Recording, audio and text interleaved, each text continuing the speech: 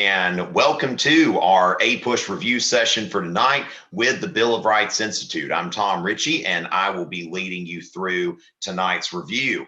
And so let's go ahead and get your questions in. We are going to be focusing this evening on the Gilded Age and the Progressive Era. Of course, this is that time that is following the Civil War, where we start to see the industrialization and urbanization of America during the Gilded Age, and of course the Progressive Era, where we are tackling the issues that are coming with that. The United States is changing a great deal. Okay, so this is something, when we think about it, that the United States in 1862, was a bunch of farmers killing each other. And now, by the time of World War I, the United States is the greatest industrial power that exists in the world. So we've already got a couple questions, so let me go ahead and address some of those. Now, one thing that we want to note, and I'll have some more clarity on this tomorrow, is we want to note that the AP government exam, I don't know exactly, there's no way to know exactly how many questions, but we definitely are hearing that there were multiple questions. Okay, there were multiple questions. And I think, so I don't know exactly how many forms. And I don't know if the College Board, they usually wait 48 hours to release exams. So I don't know what their plans are this year or how many forms they might release, but this is something that we'll have some more clarity tomorrow, because one of the questions is, are we looking at a DBQ topic on Friday, or are we looking at a number of DBQ topics? Good to see you here, here, Sean Patrick, and of course we've got Eric here. And let's see, as far as that goes, when we think about, now so we had several of them. Now, thematic questions, okay? When we think about this, the AP government argument essay is typically thematic in a regular year, because it is asking basically on a large concept. So with that, I don't think, though, one thing to note is that I don't think, now I think one of the questions that I heard about, I don't know if we're allowed to talk about them publicly yet or not, so I won't. But one of the questions seemed very, very prime to our current situation with the coronavirus. So that I thought was very curious. So we'll see what happens. But when the Euro exam is administered tomorrow, which of course this is the last night that my attention is divided between multiple exams. You see I'm in my AP Euro shirt. Tomorrow, AP US History will have my full attention, and I'll be able to, to report whether Euro test takers saw one DBQ or whether Euro test takers saw several DBQs. Okay, so that's going to be something that we definitely want to note here.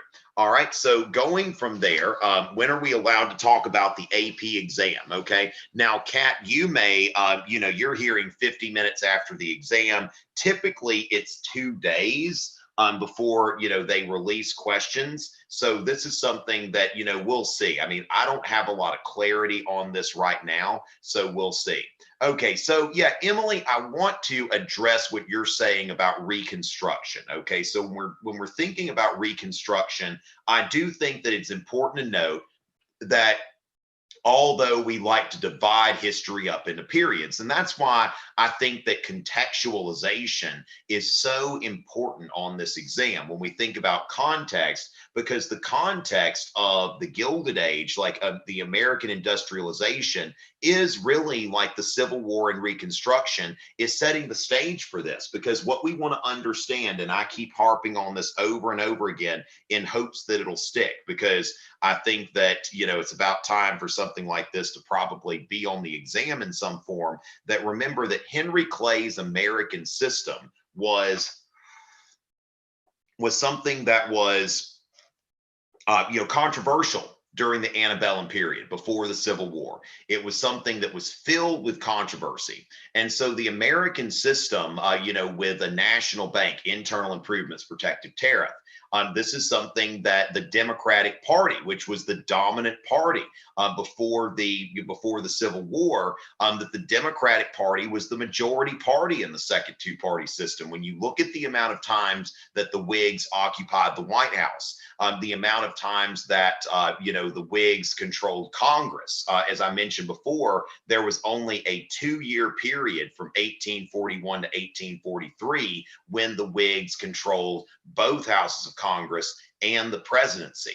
And so, the antebellum period was like the heyday of the Democratic Party, which had its base in the South, that the South was, definitely the controlling interest behind the Democratic Party. And so before the Civil War, economic policy was actually properly laissez-faire. Okay, that's one thing that I always harp on when we're talking about the Gilded Age, is that people are always referring to the Gilded Age as laissez-faire. And while that may be true in the sense that we don't see during the Gilded Age, we don't necessarily see a lot of regulation of business. At the same time, what we do see is that the government is passing legislation that is very friendly to business. And so that's something that I think is worth noting here, that it's not like the government is just standing back and let the economy run itself. Okay, so we've got some things that go back not just to Reconstruction, but they go into the Civil War. Okay, so I think that usually, like this period, they've got it starting in 1865. If I were starting it, I would say 1861, because that's when you have the Morrill Tariff, MORRILL, the Morrill Tariff, which jacks up the protective tariff and sets up, United States support, support for industry in the United States. And so then, of course, the Pacific Railroad Act, which begins the construction of the Transcontinental Railroad as a public-private partnership. And again, ladies and gentlemen, make sure to get your questions out here. Okay, we definitely want your questions out here. And so we see here that CH is asking about, can we talk about how the lives of African Americans changed during the Progressive Era? Okay, so let's kind of go, this is the best time for us to talk about what they refer to as the nadir of American race relations, the low point of American race relations. And, but of course, what you see here is we've got a few phases, I would say, that you go from, of course, presidential Reconstruction, where Lincoln was an advocate of the 13th Amendment. Now, again, if somebody can tell me in the chat, when we think about, did presidential Reconstruction, the 13th Amendment, what did it do? I haven't had any reason to open up a Google Doc yet. So but if y'all are looks like y'all want me to open up a Google Doc. So I will do that. I tell you what, let's, I aim to please y'all. If y'all are finding these notes helpful, I think that that's something that we can definitely get going here. So let me go ahead and note this. So yeah, let's go ahead and Gilded Age and Progressive Era notes.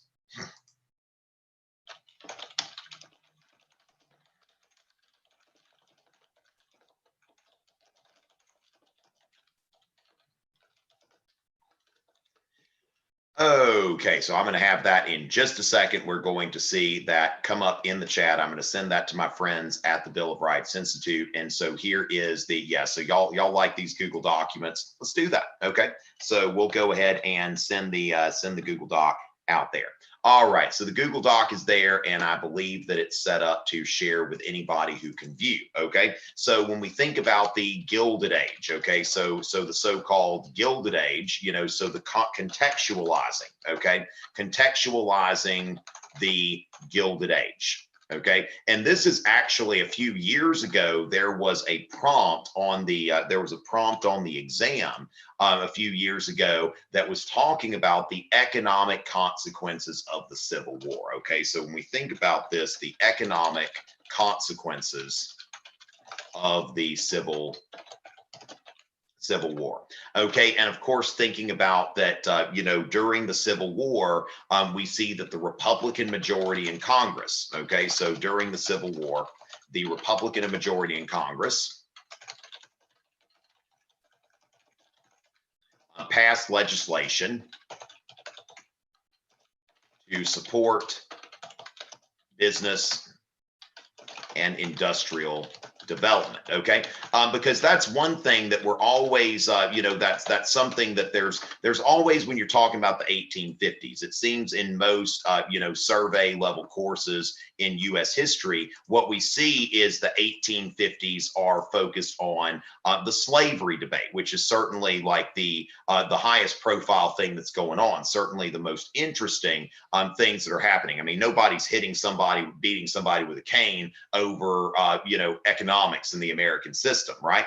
And so we note here that, again, Henry Clay's American system, okay, that if something is having anything to do with economics in the 19th century, I think that Henry Clay's American system is always going to be something we want to look back at. That's why I have mentioned it in several broadcasts, okay? So we think NIP, National Bank, internal improvements,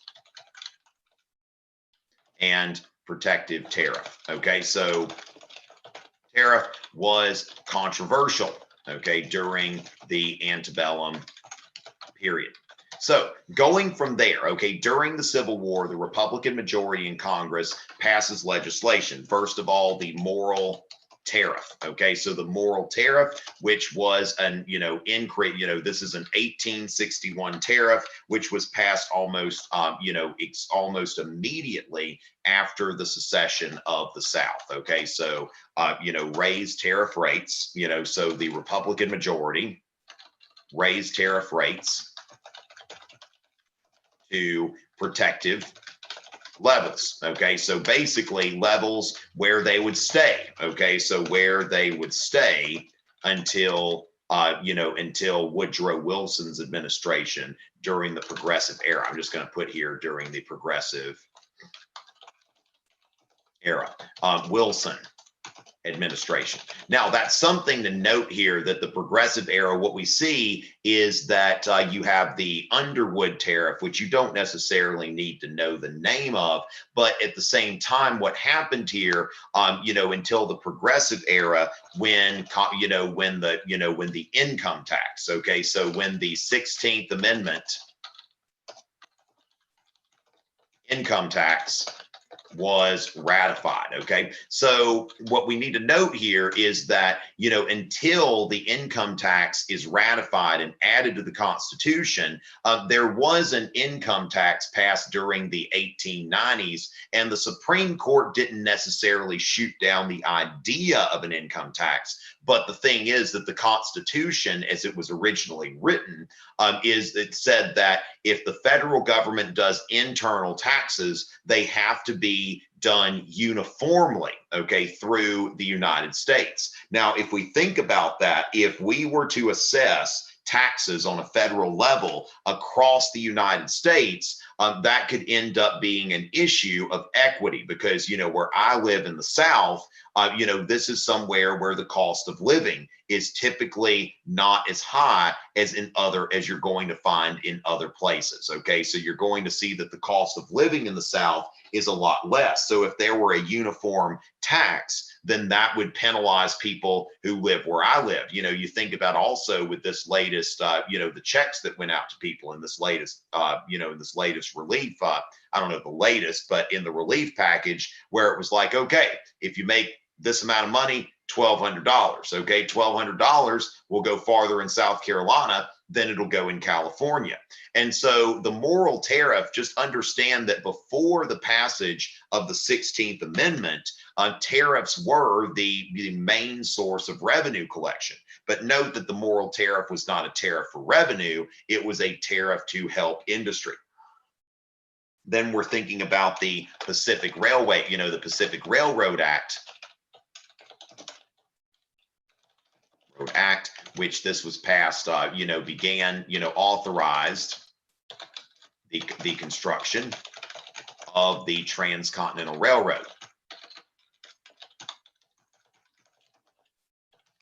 Okay, and what this did, this was like when we think about the purpose, okay? So when we think about the purpose of the Transcontinental Railroad, to create a national market, okay? So to create a national market at this, a national market that would link the West Coast with the states that are in the East. Okay, so a national market that would link California and Oregon with the rest of the country. Okay, so that's what they're looking to do there.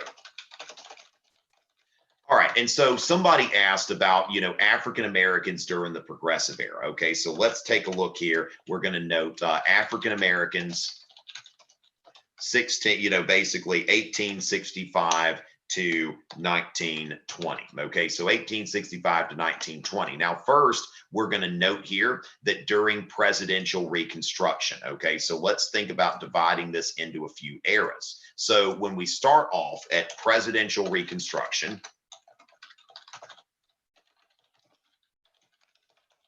okay, so we see here that slavery was abolished at this time, right? So basically slavery is abolished. Slavery is abolished.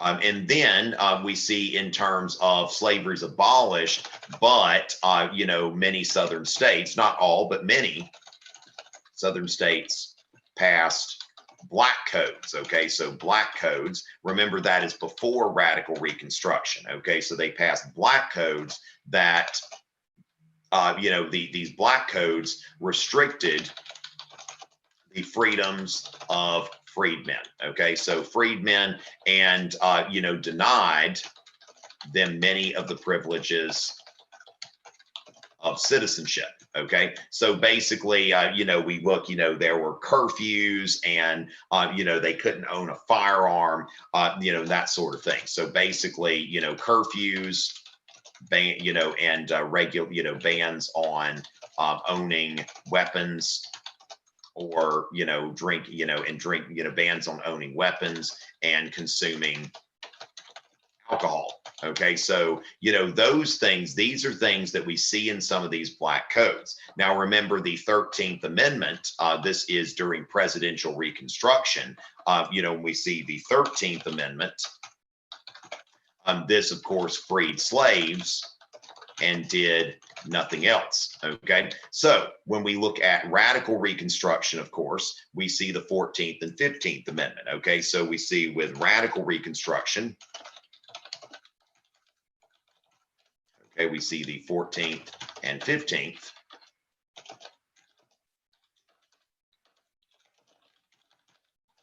Okay, and then full political participation.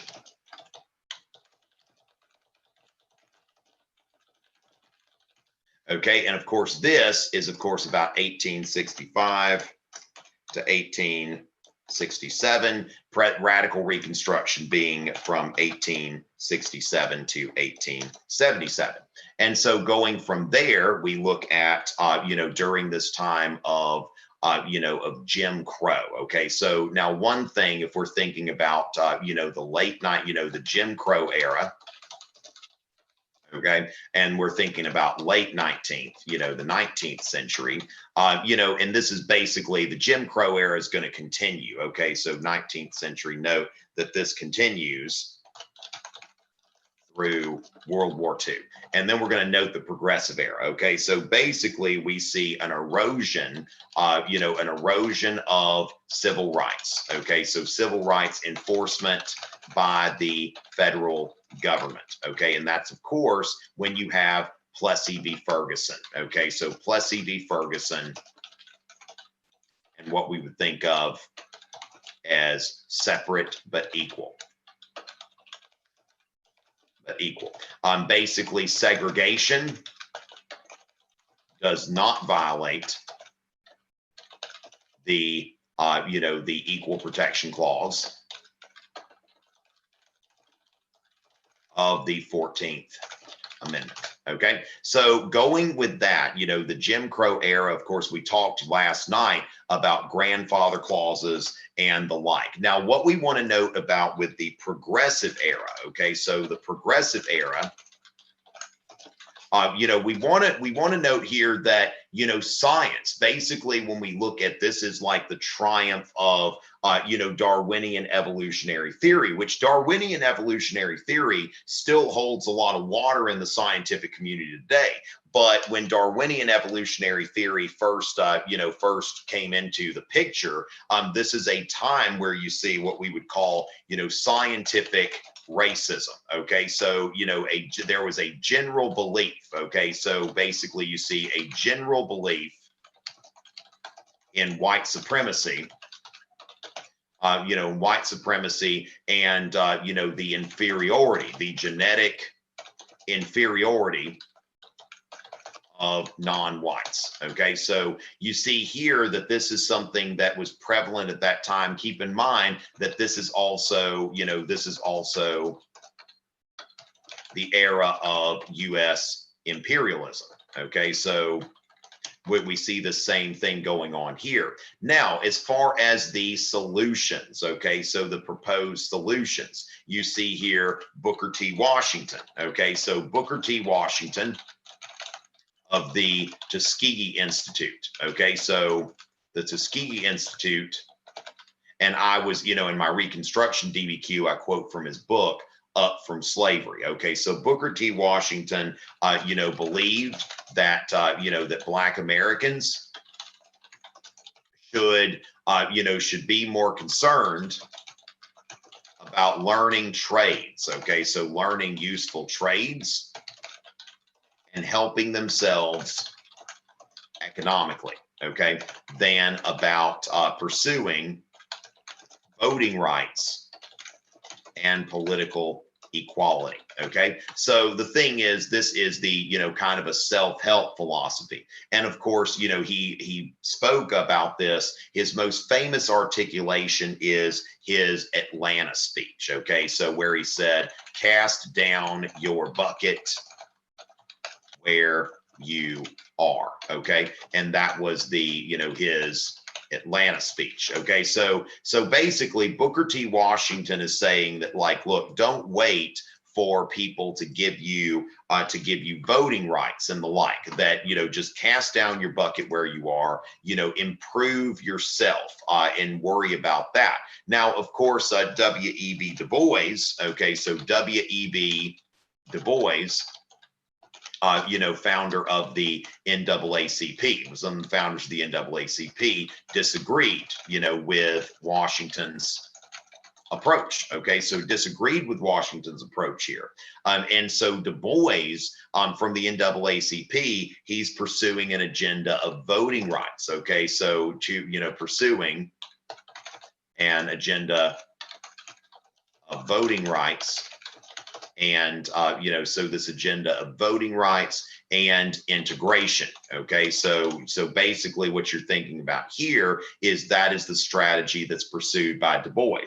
Now, Du Bois is followed, of course, we're cutting off after World War II, but Martin Luther King Jr. is somebody who is subscribing to a large extent to the strategy of Du Bois and the NAACP. Now, another person that I think is worth mentioning, certainly an interesting figure in U.S. history that I think doesn't get enough attention, is Marcus Garvey. Okay, so Marcus Garvey, who was the father of, basically, the father of Black nationalism. Okay, so, and that comes, you see more Black nationalism during the civil rights era, but the father of Black nationalism, who, was basically who organized a mass move, a global, okay, so global mass movement in the 1920s. And of course, this is often referred to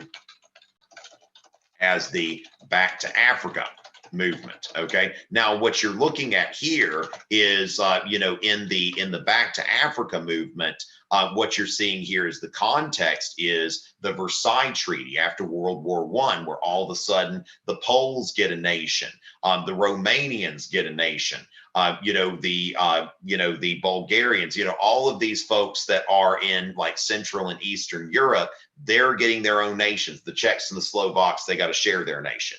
But the thing is that you've got all of these nations being created, and Marcus Garvey's like, well, what about a Black nation? Okay, what about a, so he thought, what needs to happen is that, that Black Americans need to return to Africa and build their own nation. And for that end, he started the Black Star Line.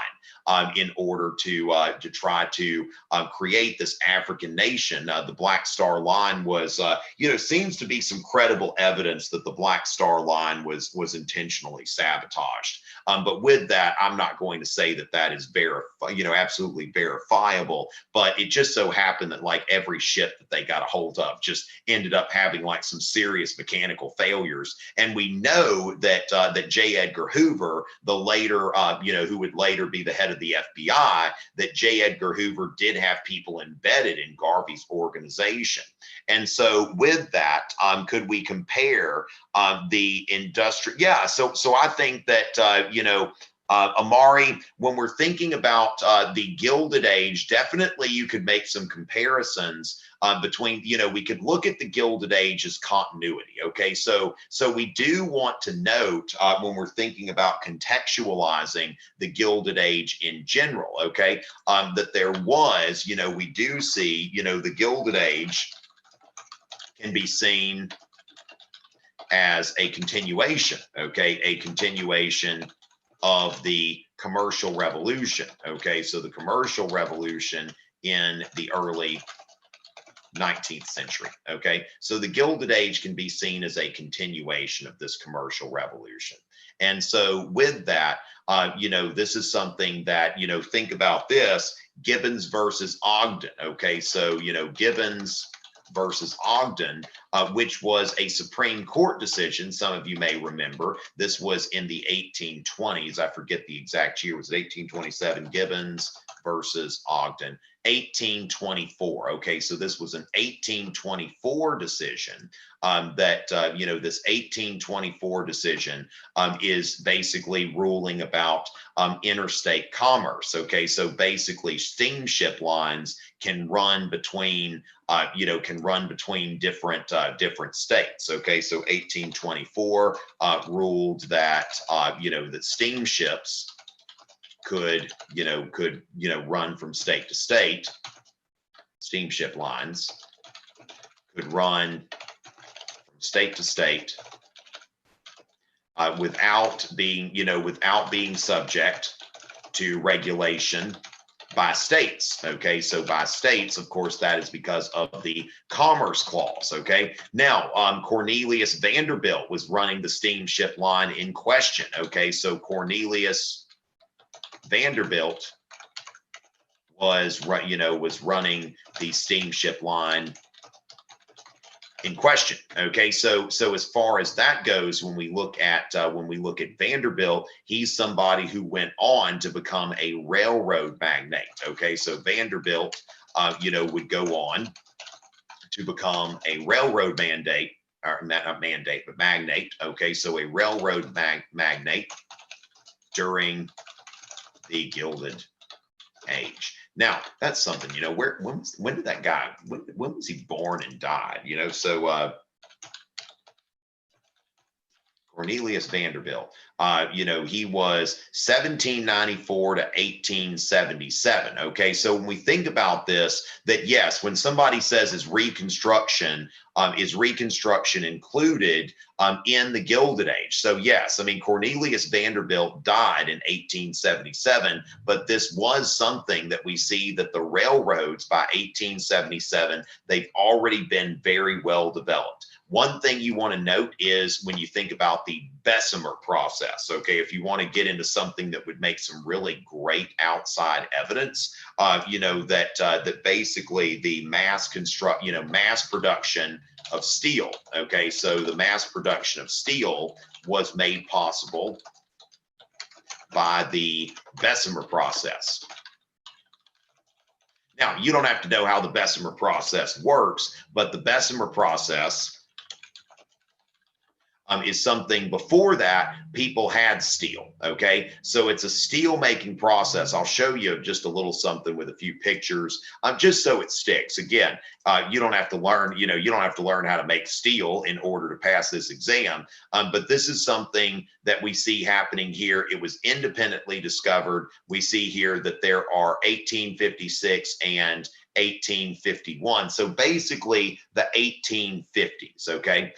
So it's possible. So now the Japanese, there are some things, they're thinking about this, but as far as that goes, that you could make steel, like during the Crusades, they had steel swords. I'm pretty sure the Romans even had, steel swords. That goes back a long way. Okay, so steel, you get, let's see, doesn't really go into, yeah. So the historical uses. Okay, so before the introduction of the Bessemer process, we see steel, here and there. Okay, it's something that is very, very difficult to put together, but we start to see, later on, after the 1850s. Now, before the 1850s, we see railroads, but this is something that was not common. Okay, so this is in the 1850s. We see the Bessemer process. So basically, when you're thinking about railroads and why railroads are starting to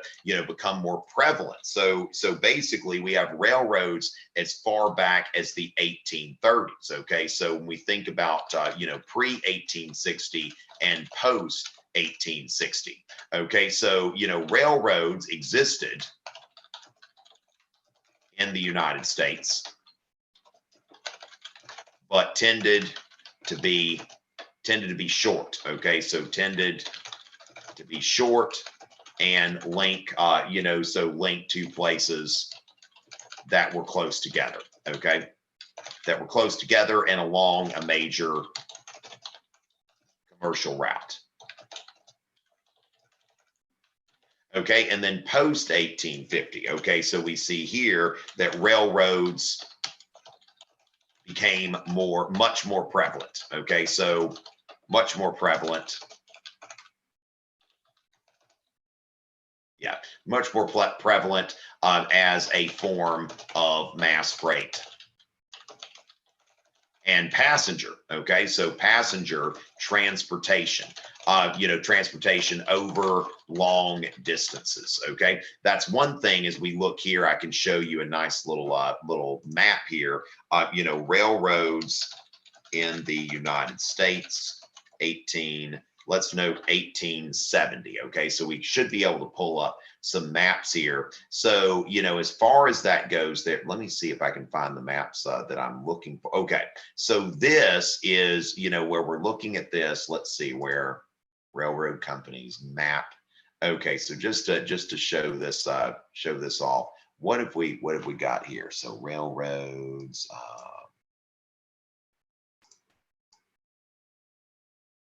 Okay, so this is what it looks like. Let's see, open image and new tab.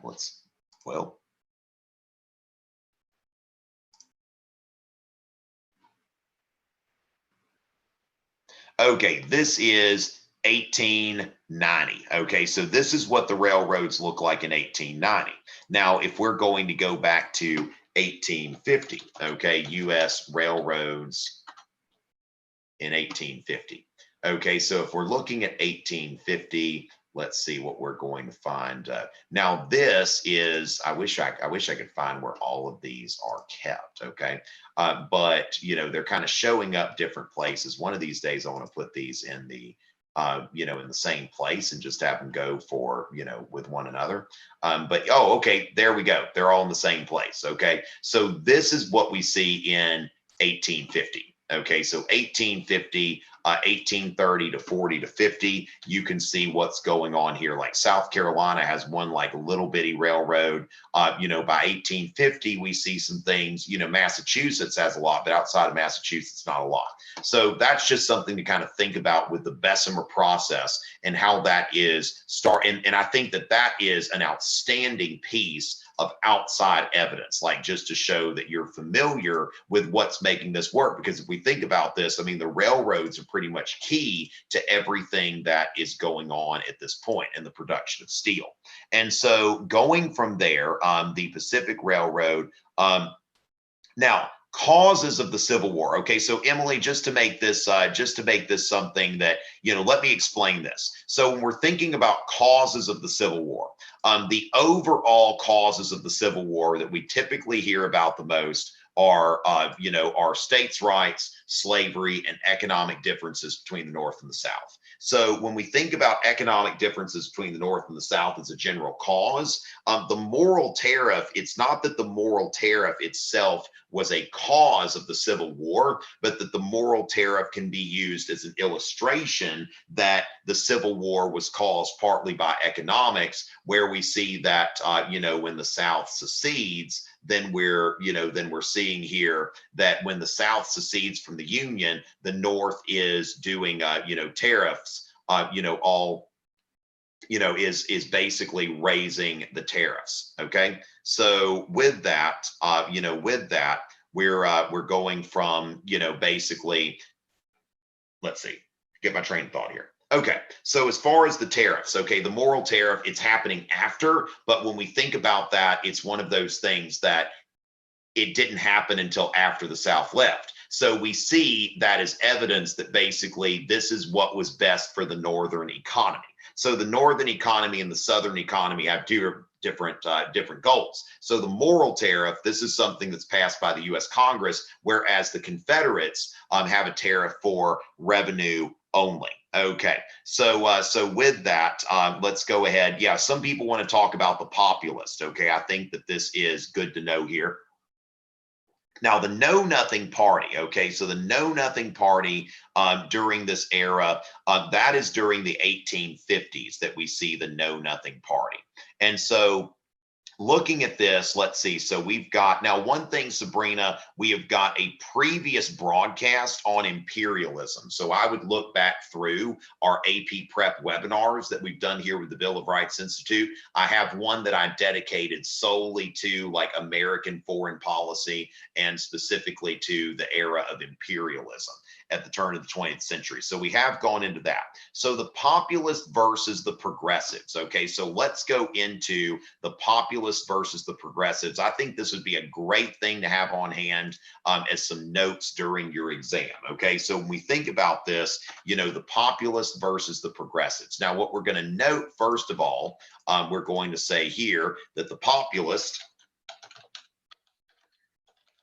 and this is the 1890s, okay, the 1890s, and then the progressives, and that is in the so basically 1900 to 1920. Okay, so the progressive era, depending on how one defines it, it could be, again, these eras all overlap. Okay, so they all overlap. Now, what they have in common, okay, is that the progressives, and the populists, they all saw a need for more economic regulation. Okay, so basically they believed that that the federal government should take a stronger role, so a greater role in regulating. Okay, so regulating big business. Okay, so we see that is really what is going to unite them. Okay, so when we see the populists and the progressives, we're going to see that they are united on this. Now, they're not necessarily united as far as their interests and who they were. Okay, so the populists tended to be, uneducated, so mostly uneducated rural farmers. Okay, so, and then meanwhile, the progressives, these are, these tend to be like educated middle-class urbanites. Okay, so, so mostly educated middle-class urbanites. Okay, so that's something when you think about like who they were, they both wanted to wanted to have regulations. And so we see here that they wanted to regulate business on the populist party platform. One thing we'll note here, now that's another thing that they believed in, was that they wanted to, that I'll note here, that they wanted to make the government more democratic. Okay. So now one thing we would say, the populists in some cases are a bit more radical than the progressives, because the populists actually called for the nationalization of the railroads. Okay. So called for nationalizing. Now nationalizing is basically the government takeover. Okay. So a government takeover.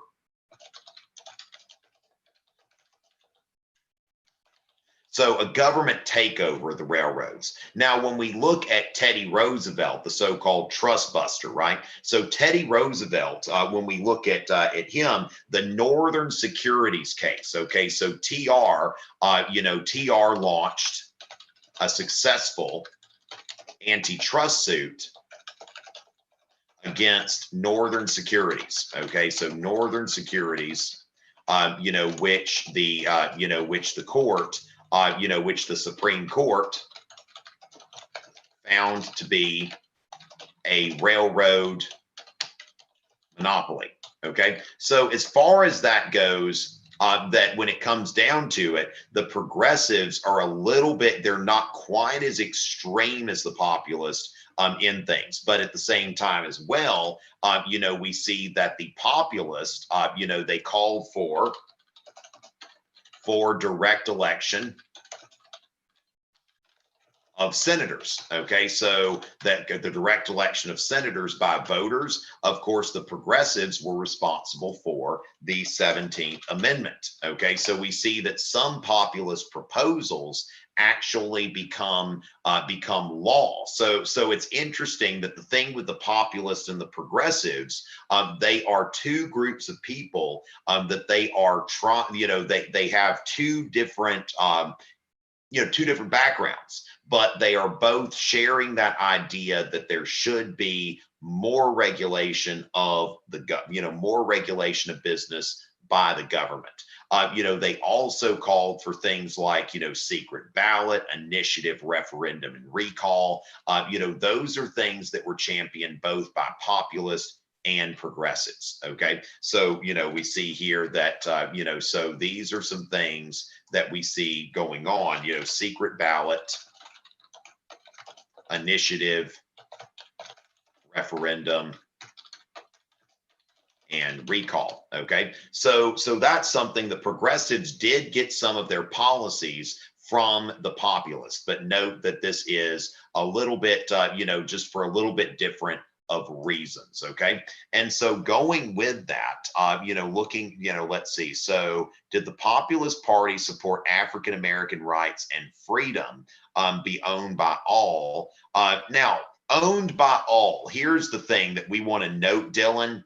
Now, there were, and this is something that, this kind of goes a little bit deeper than you're probably going to need to go for this exam when you're thinking about, the ownership by all. They're not talking about literal ownership of, the railroads by all. There's something that they have kind of a different view here. And one thing, I've got a video that I call this Jefferson versus Roosevelt, or you could oversimplify it and call it founders versus progressives. But this is something where, we look at this and I would say, let's see, I've got, let's see, Jefferson versus Roosevelt. And this is something that, kind of shows you the progressive mindset about government. Okay. So when you think about the progressive mindset about government versus the Jeffersonian mindset about government, and note, I'm not going to say the founders or something like that, but I'm going to note the Jeffersonian view of government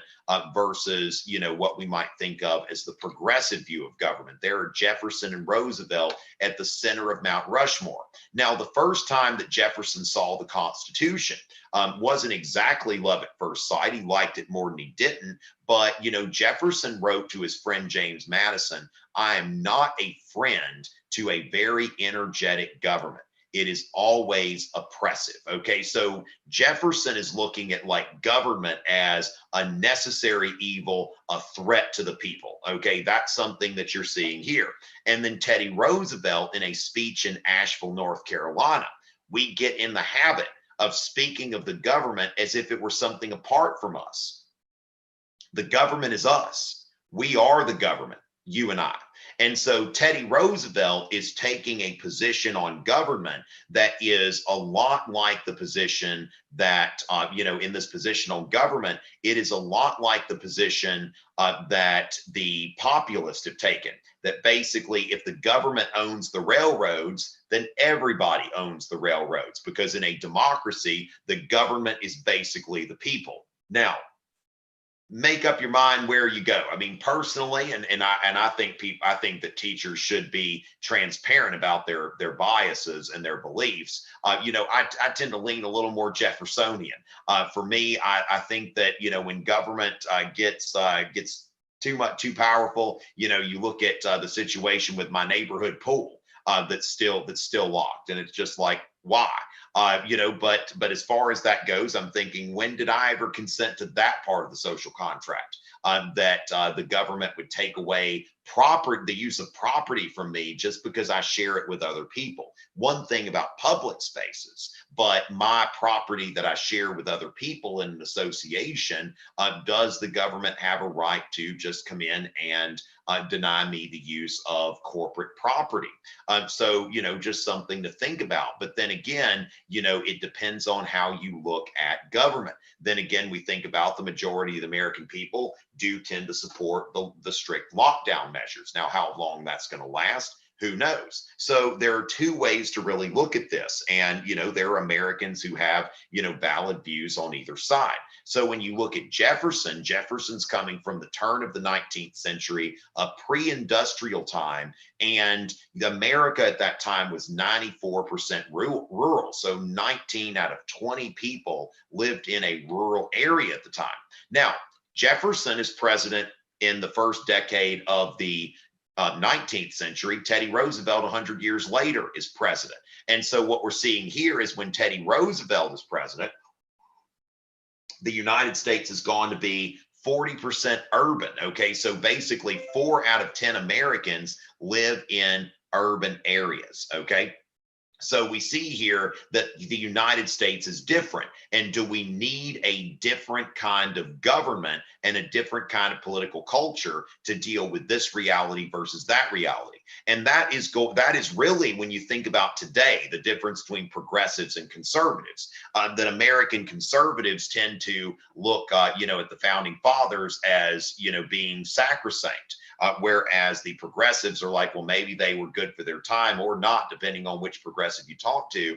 But, that the government needs to evolve in order to adjust to new realities. So Jeffersonian principles, that a government is a necessary evil, whereas progressives join the populist in seeing government as a positive force for good. Now, understand that the Jeffersonian perspective has not been superseded. Ronald Reagan, when he was president, said the 9 most terrifying words in the English language are, "I'm from the government and I'm here to help." And so that's Reagan. And of course, he's sounding a lot more like Jefferson. And so, Jefferson was about this laissez-faire economy, not like Gilded Age, laissez-faire, but an actual laissez-faire economy. And the government's job is largely to protect individual liberties. Whereas when, with Teddy Roosevelt, when we think about the Northern Securities case, now the biggest thing is to latch on to some pieces of outside evidence you can use. So things like the moral tariff, the Bessemer process, Booker T. Washington. We see, the Northern Securities case. We see that government regulation is necessary to level the playing field. That Roosevelt believed that this railroad monopoly that was created by Northern Securities between the Great Northern Railroad basically merging together with the Northern Pacific Railroad, that it made an anti-competitive environment in the Northwest when it came to the railroad. And so Teddy Roosevelt felt like that is unacceptable. That is making people less free. That's one thing we want to note about Woodrow Wilson. Woodrow Wilson called his plan, while Teddy Roosevelt called his plan the Square Deal, Woodrow Wilson called his plan the New Freedom. Okay, so that's another thing about progressives, is this idea that freedom, the idea of freedom, needs to be needs to be revisited from generation to generation, and that the idea of freedom changes as society changes. Whereas conservatives would say, well, freedom is freedom and freedom doesn't really change. So that's something that when we look at these two views, are still very current in American society today. And so, where we see that Jeffersonians use the Enlightenment morality, life, liberty, pursuit of happiness, pursuing your own happiness while not hurting someone else. Whereas we look at the progressives, we look at the 18th Amendment, legislating against vices, that alcohol is something that is not good for you. We seldom hear about somebody who is more virtuous while they're drinking alcohol, and so make it illegal. Don't give people access to it. And so, basically, is the point of government to preserve the natural order, to prevent injustice? Or is it to create an intentional order to make justice, so to speak?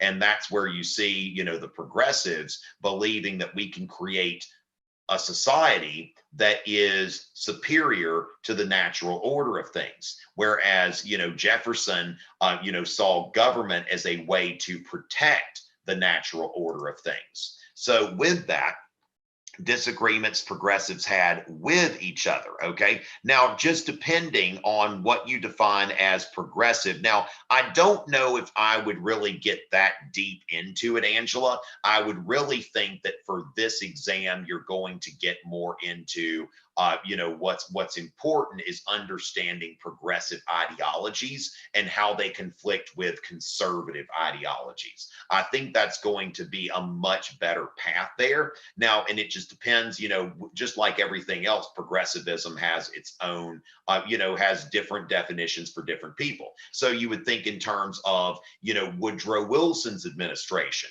Just to kind of have an example here, that when we're thinking about the progressive era, and I'll make a note here, that when we're thinking about that, that Woodrow Wilson, now Teddy Roosevelt, okay, so Teddy Roosevelt,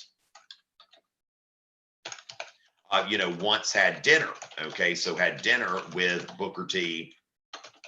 Washington at the White House. Okay. Now, backlash, he never did that, so there was substantial backlash. This produced, a great deal of backlash, especially in the South. Okay. So in the South. And Teddy Roosevelt never did it again, and TR never, never invited a person of color into the White House again. So, had never had dinner in the White House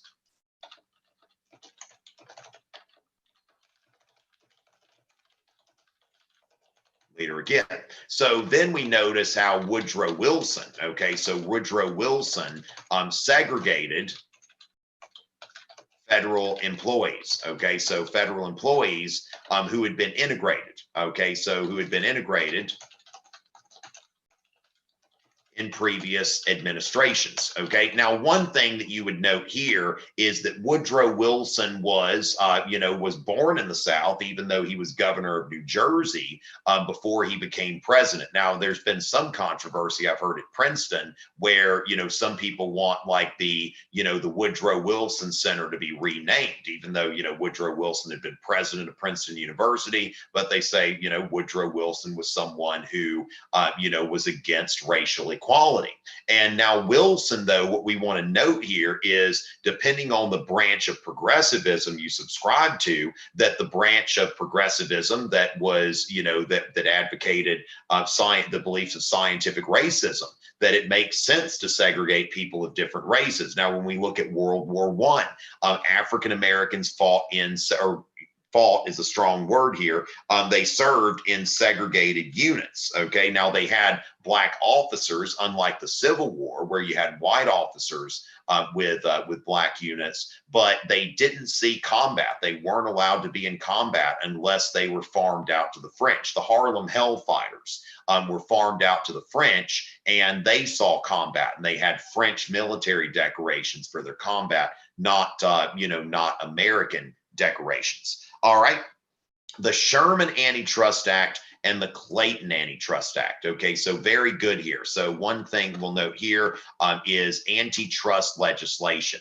The Sherman Antitrust Act was really one of those things that seems to me more of a symbolic act. Okay, so the Sherman Antitrust Act, okay, so Gilded Age, and the Clayton Antitrust Act under Wilson. Okay, so the Sherman Antitrust Act during the Gilded Age, this was a weak piece of legislation. Okay, so legislation that was used more effectively against labor unions than it was against big business. Okay, so that's the Sherman Antitrust Act. The Clayton Antitrust Act was a strong piece of legislation that specifically exempted labor unions. Okay, so specifically exempted labor unions from its provisions. Okay, so basically a labor union can be as large as, as it can, which, is something that, they can have millions of people. So that's something in terms of labor unions cannot be prosecuted under the terms of the Clayton Antitrust Act. What is happening with women in this era? Okay, what has happened with women in this era? You've of course got, so women, when we think about women in the progressive era. Now, Jane Addams, okay, so Jane Addams, was the founder, of the Hull House, okay, the Hull House in Chicago. Okay, so now the Hull House was a settlement house. Okay, so this is a settlement house that focused on, so that's a settlement house that operated with a goal of helping immigrants assimilate into mainstream American society. So as far as that goes, that the Hull House, or the whole idea of a settlement house, was that they would have, job training, childcare, classes in English, where you could go there and you could take a class to learn English, basically trying to get these new immigrants out from under the thumb of political machines. Okay, so Jane Addams was she was a sociologist. Okay, so when we think about this, we want to also note a couple of the constitutional amendments. Okay, so when we look at and this will be the last question we have time for, but when we think about the 18th Amendment, okay, so the 18th Amendment and the 19th Amendment. Then we're going to note here that the 18th Amendment prohibition, okay, so was a result of political efforts by women. Okay, so it was largely a result of political efforts by women, that women were noteworthy for leading the temperance movement, whereas the 19th Amendment, prohibited, so it recognized the right of women to vote. Okay, so that's what we're seeing in terms of the Constitution. Okay, so when we're thinking about those amendments were both had to do with women. On internal problems, now one thing to note, Maya, I would say that during the progressive era, I don't know if I would put a dichotomy in there, because during the presidencies of McKinley, Roosevelt, Taft and Wilson, there are, you've got this time of imperialism. So I would not say that, now I would say probably before 1890, the United States is more insulated because they've got this whole American system economy going. But, I would say here that, not necessarily focused more on internal than external during the progressive era. So that's something, something to give some thought.